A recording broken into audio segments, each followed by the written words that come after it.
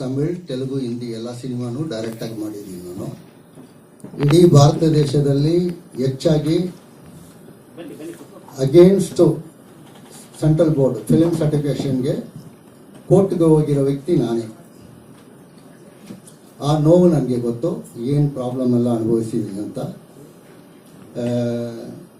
38 ವರ್ಷ ಆಗಿದ್ರೂ 38 ಪೈಸಾ ಸಿನಿಮಾ ರಂಗದಲ್ಲಿ ಮಾಡಿಲ್ಲ. ಬಂತು ಹೋಯ್ತು, ಎಲ್ಲ ಆಯಿತು, ಎಲ್ಲ ನೋವು.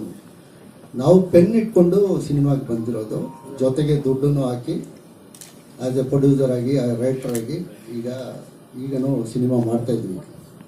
ನಾವು ಕೇಳ್ತಾ ಇರೋದು ಒಂದೇ ಒಂದು, CBFCಯಿಂದ ಸೆಂಟ್ರಲ್ ಗೌರ್ಮೆಂಟಿಂದ ಸಿನಿಮಾಗೆ ಏನಾದರೂ ಅನುಕೂಲ ಆಗಬೇಕು. ಇಲ್ಲ ADCC ಮಾಡಬೇಕಂದ್ರೆ ಅದಕ್ಕೆ ಒಂದು 10,000 ರೂಪಾಯಿಯಲ್ಲಿ ಸೆಂಟ್ರಲ್ ಗೌರ್ಮೆಂಟೇ ಏನಾದರೂ ಇದನ್ನು ರೆಡಿ ಮಾಡಿ ಅಲ್ಲೇ ತಮಿಳ್, ತೆಲುಗು, ಹಿಂದಿ ಎಲ್ಲ ಸಿನಿಮಾನು ಡೈರೆಕ್ಟ್ ಆಗಿ ಮಾಡಿದ್ದೀನಿ ನಾನು. ಇಡೀ ಭಾರತ ದೇಶದಲ್ಲಿ ಹೆಚ್ಚಾಗಿ ಅಗೇನ್ಸ್ಟ್ ಸೆಂಟ್ರಲ್ ಬೋರ್ಡ್ ಫಿಲ್ಮ್ ಸರ್ಟಿಫಿಕೇಶನ್ಗೆ ಕೋರ್ಟ್ಗೆ ಹೋಗಿರೋ ವ್ಯಕ್ತಿ ನಾನೇ. ಆ ನೋವು ನನಗೆ ಗೊತ್ತು, ಏನು ಪ್ರಾಬ್ಲಮ್ ಎಲ್ಲ ಅನುಭವಿಸಿದ್ದೀನಿ ಅಂತ. 38 ವರ್ಷ ಆಗಿದ್ರೂ 38 ಪೈಸಾ ಸಿನಿಮಾ ರಂಗದಲ್ಲಿ ಮಾಡಿಲ್ಲ. ಬಂತು ಹೋಯ್ತು, ಎಲ್ಲ ಆಯಿತು, ಎಲ್ಲ ನೋವು.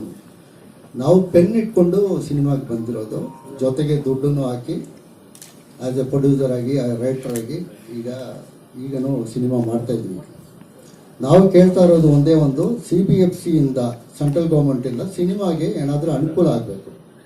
ಇಲ್ಲ ADCC ಮಾಡಬೇಕಂದ್ರೆ ಅದಕ್ಕೆ ಒಂದು 10,000 ರೂಪಾಯಿಯಲ್ಲಿ ಸೆಂಟ್ರಲ್ ಗೌರ್ಮೆಂಟೇ ಏನಾದರೂ ಇದನ್ನು ರೆಡಿ ಮಾಡಿ ಅಲ್ಲೇ